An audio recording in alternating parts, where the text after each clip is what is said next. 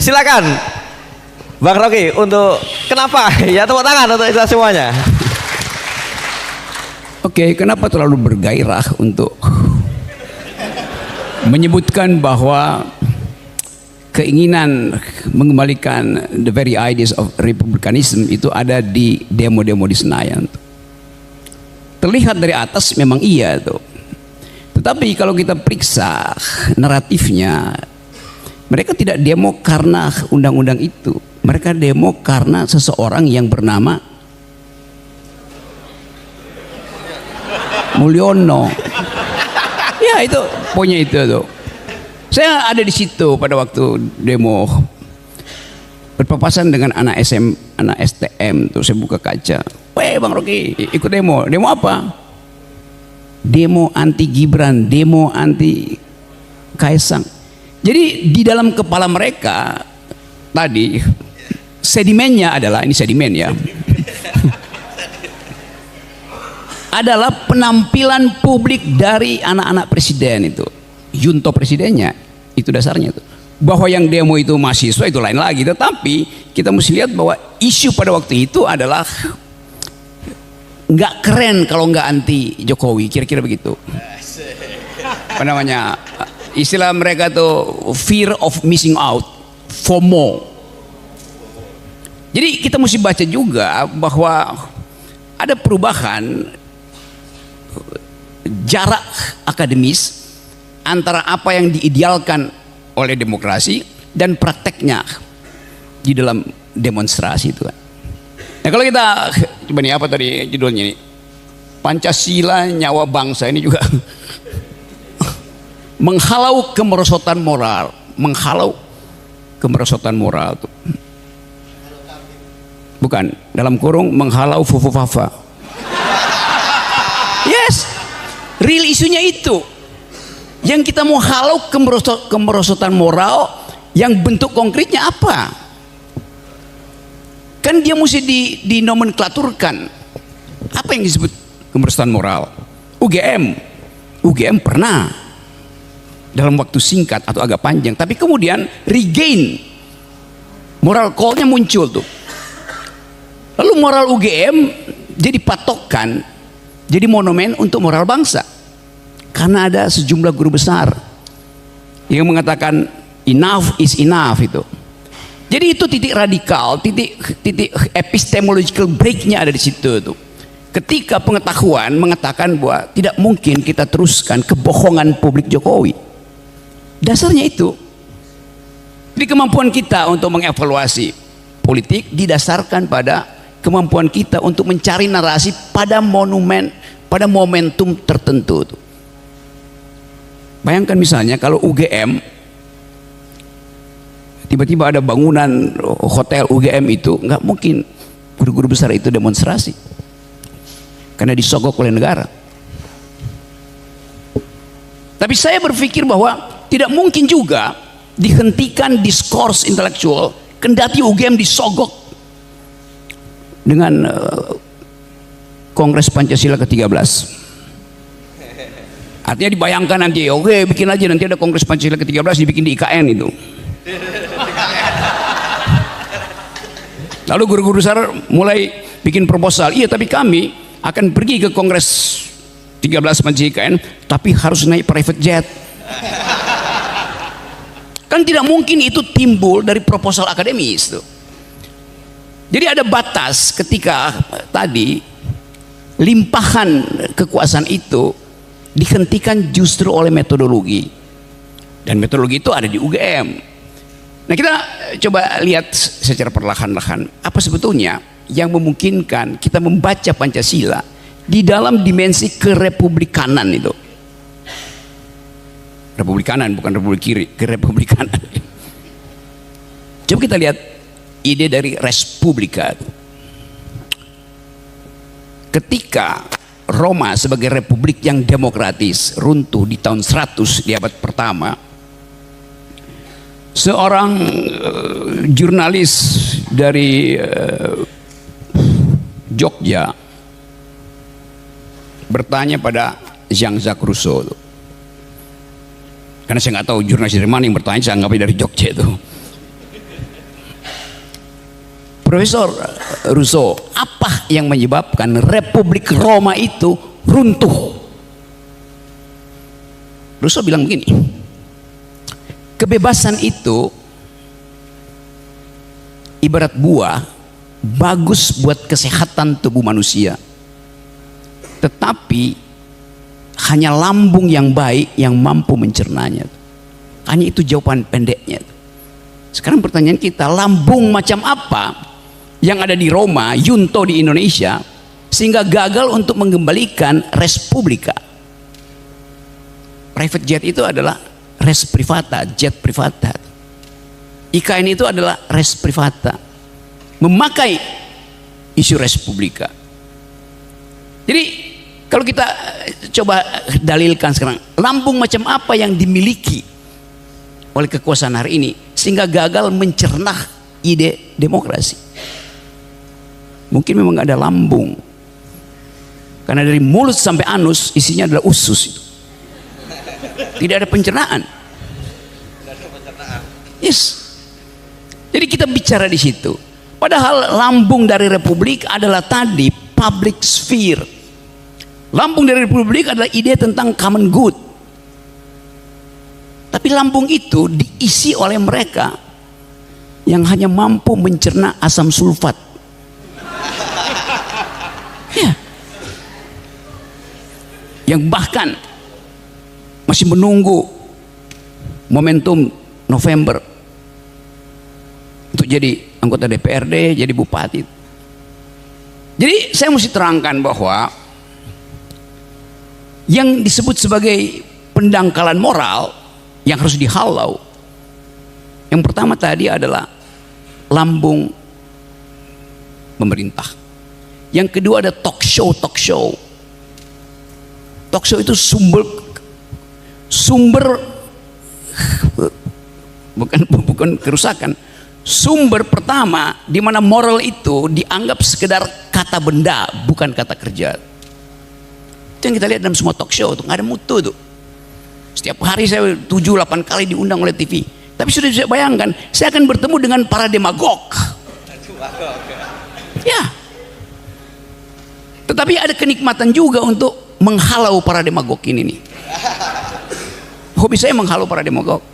Jadi kalau kita bertemu dengan para pedagog hari ini, itu artinya ada harapan bahwa the Republic of Ideas bisa menghalau the Republic of Fear hari-hari ini. Kita ada dalam kecemasan Republic of Fear tuh. Ketidakpastian, ada transisi dari Jokowi ke Prabowo tanpa kita kenal apa yang akan terjadi. Jadi kemampuan berpikir para founding parents kita, betul tadi, bukan founding fathers karena di situ ada minimal 3-5 orang perempuan di situ.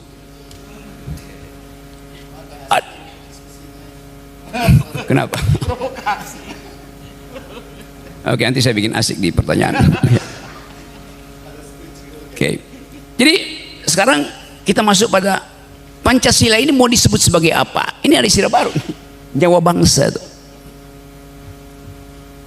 Lebih enak menyebut nyawa bangsa daripada menyebut Pancasila adalah ideologi negara. Saya menentang menyebut ideologi negara, karena nggak ada di dalam ketentuan undang-undang bahwa Pancasila itu ada ideologi negara. Nggak ada. Anda baca konstitusi nggak ada. Mana ada undang-undang yang bilang Pancasila ada ideologi negara? Nggak ada. Tetapi kita bisa sedikit bikin diskresi bahwa yang kita sebut ideologi adalah falsafah. Oke, Bung Karno bilang Pancasila adalah ya Weltanschauung, vision the bond, philosophical foundation. Artinya Pancasila kita tempatkan di dalam kondisi diskursif, tidak final, tapi menimbulkan percakapan itu. Nah, pada waktu Pancasila diucapkan oleh Bung Karno dengan yang setiap minggu dia jadikan sebagai pelajaran di RRI, dipidatokan itu Pancasila yang pedagogis. Kenapa? Ya karena yang ngajarin adalah sang pedagog, dia ngerti arah pembicaraan itu. Jadi Bung Karno mengajar sendiri bangsa ini sebagai pedagog dengan ide yang dia kumpulkan dari seluruh pikiran dunia. Pancasila itu bukan asli Indonesia. Pancasila itu adalah kompilasi dari semua pemikiran dunia.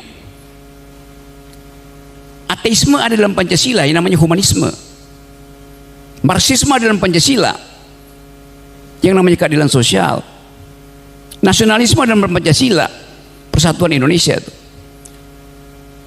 Jadi semua pikiran dunia ada di situ. Karena itu Pancasila kemudian jadi semacam regulatif ideal kalau kata Immanuel Kant, untuk menuntun atau jadi paradigma untuk menuntun ilmu-ilmu teknis di bawahnya kan. Itu pada waktu Bung Karno mengucapkan itu, dia tahu bahwa rakyat ini memerlukan semacam sense of missionary engagement, keterlibatan misionaris itu. Karena kita nggak tahu, sebagian dari kita nggak ngerti mau ngapain. Jadi masuk akal kalau pada akhirnya Bung Karno mengatakan saya penyambung lidah rakyat Indonesia. Memang benar. Karena isi kepala Bung Karno itu harus dia ucapkan secara retoris setara dengan kemampuan logisnya tuh. Itu yang terjadi. Karena itu kita kalau kita dengar Bung Karno, betul-betul di dalam pikirannya ada dialektika, di dalam pikirannya ada koherensi sekaligus, di dalam pikirannya ada versi keadilan sosial yang diucapkan terus menerus. Datang dari secara otentik dari cara dia paham tentang Pancasila.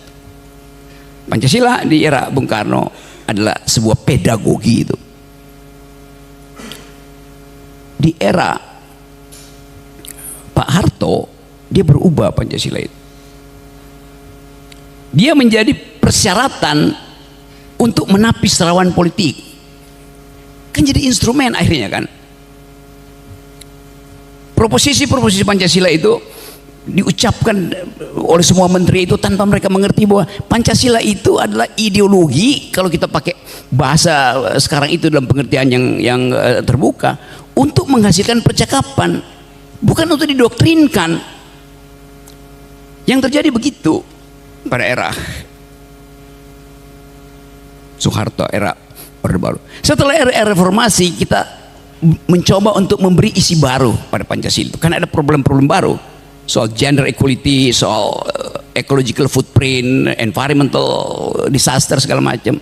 Jadi kita hidupkan Pancasila itu di dalam upaya untuk tetap dalam pengertian ada mission sacre di situ, ada misi suci di situ tuh.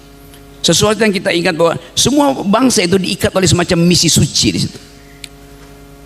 Tetapi dalam perkembangan kita lihat bagaimana yang kita sebut mission sacre itu, sense of missionary engagement, mengalami reifikasi, mengalami pengkeras kepalaan. Apa bisa nggak teman-teman begitu reifikasi itu? Iya, pengkeras kepalaan.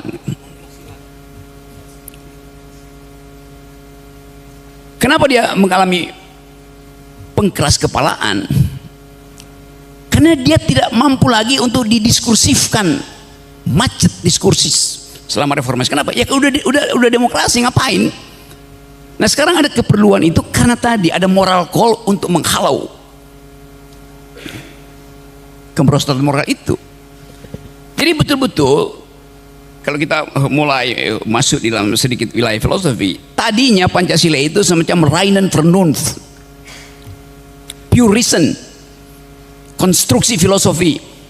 Sekarang dia jadi practitioner Vernunft, kebutuhan untuk mengevaluasi etika politik. Jadi fungsi itu yang saya kira lebih baik kita ucapkan hari ini. Di fungsi Pancasila untuk mengevaluasi etika politik. Dan itu yang memungkinkan UGM masuk lebih jauh menginterupsi keadaan kekuasaan hari ini. Paling enggak interupsi aja, interupsi mengganggu stabilitas berpikir para politisi. Saya mondar-mandir BIMTEK segala macam itu, dan saya lihat bahwa tidak ada satupun semacam harapan bahwa politik akan diasuh oleh pikiran. Not at all. Mereka undang saya buat BIMTEK, tapi saya tahu itu hanya untuk menghabiskan anggaran. Jelas. Jadi kondisional ini yang buat saya hari-hari ini menjadi relevan kalau kampus bring politics kembali ke kampus. Dasarnya begitu. Nah kalau setelah kita seminar hari ini dan kita pastikan bahwa Pancasila akan jadi ide praktis, ide penuntun praktis. Pertanyaannya adalah paper yang Anda tulis sejauh ini itu akan jadi proposal akademis, proposal oposisi, atau proposal proyek. Ya Anda kan menulis 120 karya ilmiah, mau apa itu? Mau dipakai sekedar sebagai pengantar untuk nyari proyek di Pemda yang lagi menunggu 1.200 triliun dari APBN kita? Kan hanya itu. Jadi dari awal kita tahu bahwa kemampuan kita untuk menjaga momentum ini harus dievaluasi oleh diri sendiri. Kita dengar keterangan tentang apa itu ide republik, apa itu ide demokrasi. Tetapi begitu kita sampai di daerah masing-masing, kita dipanggil rapat oleh Muspida. Tolong buatkan proposal. Untuk apa? Untuk makan siang gratis itu. Saya mau ucapkan ini di awal karena kita tahu bahwa negeri ini dengan segala macam perlengkapan akademis yang kita punyai, dengan saja kemampuan berpikir teoritis yang kita punyai, pada akhirnya akan berhadapan dengan minimnya anggaran belanja negara. Itu akan membuat moral kita itu retak. Dalam keretakan itu kita dibujuk untuk berhenti menjadi oposisi, berhenti berpikir. Kan dasarnya itu kan. Nah, jebakan-jebakan material ini yang saya kira layak kita bicarakan. Dalam kesempatan ini kan tadi ada ibu guru dari Bekasi itu, dan kalau kita tanya kenapa ibu guru dari Bekasi ada di sini dengan papers itu tuh, kasih dia kesempatan untuk bicara. Misalnya kenapa ada teman-teman dari Karang Taruna tuh yang ada di sini. Karang Taruna itu kan semacam KNPI junior tuh.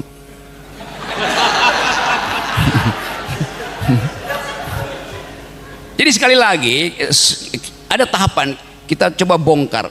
Kalau kita bilang Pancasila itu ada ideologi, oke, kita akan bongkar metafisiknya, epistemologinya, bahwa ideologi itu mestinya kalau dia betul-betul ideologi dia mesti berakar pada pada psikis manusia. Itu gitu kata Althusser misalnya tuh. Bahwa dengan cara itu kita tahu bahwa ada yang struktural di dalam ideologi. Tetapi buat sementara kita tahan itu sampai Kongres Pancasila ke-13 lah, karena yang sekarang adalah keinginan kita untuk mengevaluasi bangsa ini karena memang betul kita mau halau kemerosotan moral itu. Jadi rumuskan lebih dahulu apa yang disebut kemerosotan moral. Ketidakmampuan untuk mengakses respublika itu kemerosotan moral namanya tuh. Nah, dalil itu yang sebetulnya mesti kita uji. Kalau kemarin saya pergi kemarin ceramah muter-muter ke Papua, saya tanya pada orang Papua, kalian Pancasila? Iya, Pancasila tuh. Oke. Tapi kalau saya suruh pilih, mana lebih mulia bagi kalian? Sila ketiga atau sila kedua? Sila ketiga apa Pak Rocky? Persatuan Indonesia. Sila kedua apa? Kemanusiaan yang adil dan beradab. Bagi kami lebih penting kemanusiaan yang adil dan beradab. Dia paham karena situasi meminta dia untuk mengucapkan, meminta teman-teman Papua ini supaya Republik Indonesia ini mengutamakan kemanusiaan yang adil dan beradab di Papua tuh. Itu sosial imperatifnya kan begitu. Tapi nanti Pak Jokowi pidato, tidak, ini persatuan Indonesia. Iya, kita tahu ide persatuan itu. Unity of reason memerlukan unity of nation. Unity of nation memerlukan unity of government. Yaitu nasionalisme. Awal kita tahu cara berpikir itu. Tapi Pak Jokowi hanya menghafal-hafal bahwa persatuan itu penting. Padahal bunyi kita ada Bhinneka Tunggal Ika, bukan Ika Tunggal Bhinneka. Pada waktu Bung Karno membayangkan Pancasila, dia tahu bahwa ada masyarakat yang memerlukan tuntunan agama. Oke, dia kasihlah itu pikiran kemanusiaan yang adil dan beradab. Ada yang menginginkan kemuliaan kemanusiaan tanpa memerlukan pertolongan Tuhan. Ada. Sila kedua, Anda bisa berbuat baik tanpa beragama, bisa aja. Pakai sila kedua, humanisme. Kan humanisme itu ada teguran terhadap teokrasi abad tengah kan. Seolah-olah hanya orang yang bisa beli surat pengakuan dosa yang masuk surga. Lalu humanisme muncul. Tidak, etik manusia itu tidak memerlukan tuntunan hal-hal yang irasional tuh. Agama dulu dianggap sebagai irasional. Jadi ada fasilitasi itu. Humanisme versi radikal dari humanisme ya ateisme. Jadi kalau kita bongkar sistem filosofinya, itu luar biasa kentalnya. Dengan kata lain, multi tafsir itu, Pancasila itu selalu harus ditafsirkan secara hermeneutis, selalu ada dalam kondisi semiotis, selalu dia adalah in the making tuh, tidak final tuh. Nah, kemampuan-kemampuan itu yang saya kira itu sesi yang mungkin terlalu berat nanti karena keragaman latar belakang kita. Tapi sekali lagi kita mau agar ada semacam tuntunan public ethics, virtue tadi, yang memungkinkan kita mengatakan pada generasi akan datang bahwa Indonesia ini direkatkan oleh konsep. Ada konsep berbangsa, ada konsep kepentingan publik. Sekarang misalnya soal pertanahan, ini kecambah yang akan tumbuh makin lebar karena problem-problem ekonomi, keadilan, tuntutan setelah Pak Prabowo berkuasa itu akan sangat tinggi tuh. Kita misalnya kalau kita lihat apakah Pancasila memungkinkan ada akumulasi kapital? Nggak ada ide akumulasi kapital dalam Pancasila. Tapi faktanya amandemen Undang-Undang Dasar kita memastikan ada 3 player di dalam upaya kita untuk menghasilkan kemakmuran. Satu adalah korporasi, ada disebut di dalam undang-undang. Yang kedua BUMN, yang ketiga adalah koperasi. Kedudukan mereka setara, tetapi untuk menghasilkan pertumbuhan pasti yang diuntungkan pertama motornya adalah korporasi, bukan BUMN atau bukan koperasi. Coba kita tagihkan itu pada Pak Prabowo. Misalnya Pak Prabowo akan bikin, karena Jokowi meninggalkan utang dan APBN tahun depan itu harus ada 3.600 triliun, 1.200 akan dikirim ke daerah, habis. 1.000 dipakai untuk bayar utang, habis. Tinggal 800 triliun dipakai buat makan siang gratis, 400 triliun. Tinggal 400 triliun. Bagaimana negara mau bekerja dengan ruang fiskal 400 triliun coba? Jalan keluarnya gampang, cetak uang. Tetapi efek inflasinya itu di depan mata. Amerika cetak uang ada soal karena uang dia itu beredar seluruh dunia. Uang kita itu keluar dari Bandara Cengkareng udah nggak laku. Itu masalahnya kan. Jadi ini sesuatu yang struktural sekali lagi. Nah, bagaimana mengatasi itu? Ya penghematan, apalagi mau dihemat. Jadi kita bayangkan kesulitan awal dari sebuah republika yang res publikanya itu diatur oleh res privata. Artinya diunggulkan lagi korporasi untuk mempush 8% itu kan. Tidak ada pertumbuhan yang dihasilkan oleh UMKM, nggak ada. Di Amerika sekarang lagi problem bagaimana menghasilkan pertumbuhan. Kamala Harris menjaminkan UMKM, small business akan saya utamakan. Tapi itu di Amerika, yang janjinya pasti ditepati itu kan dicatat. Di kita apa dasarnya itu? Impactnya secara sosiologis adalah market ekonomi kalau 8% growth-nya, artinya market ekonomi akan masuk sampai ke level kultural. Akan ada kolonisasi culture oleh sistem. Kata Habermas begitu kira-kira. Jadi keadaan itu memungkinkan kita membaca dari sekarang bahwa Respublika akan gagal lagi di era ke depan. Secara akademis, bagaimana kita hentikan itu? Taruh proposal keadilan sosial. Bagaimana mulai proses keadilan? Ya protes. Bagaimana protes? Ya demonstrasi. Jadi kita dipanggil lagi untuk mulai mempersiapkan demonstrasi pasti harus dilakukan untuk memelihara Respublika karena nggak ada cara lain. Akumulasi adalah hak dari korporasi. Oh ya, karena itu market ekonomi boleh untuk menentukan efisiensi itu. Supply demand ditentukan oleh market ekonomi. Tetapi Indonesia tidak dirancang menjadi negara libertarian. Karena itu tidak boleh market ekonomi berubah menjadi market society. Itu bertentangan dengan Pancasila.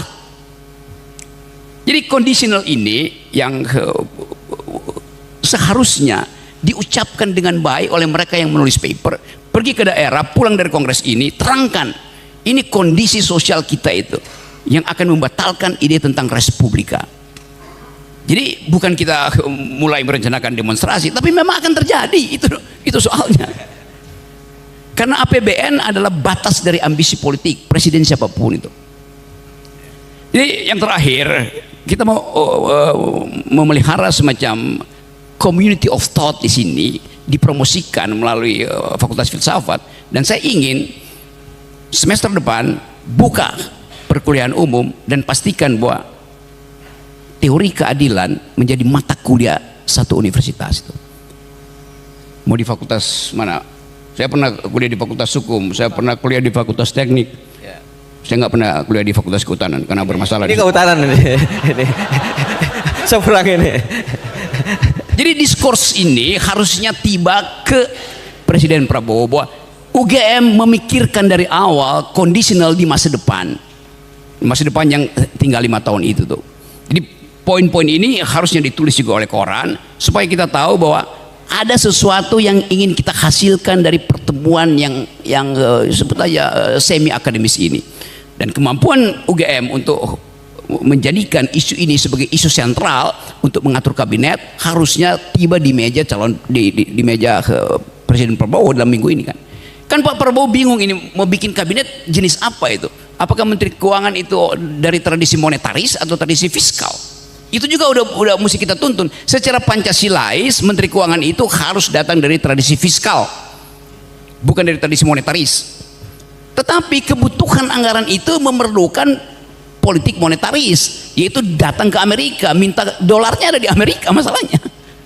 Jadi kita lihat bagaimana kompleksitas persoalan di kita. Saya hanya menguraikan itu karena saya anggap ini bukan talk show. Terima kasih. Oke, terima kasih untuk Pak Rocky Gerung ya.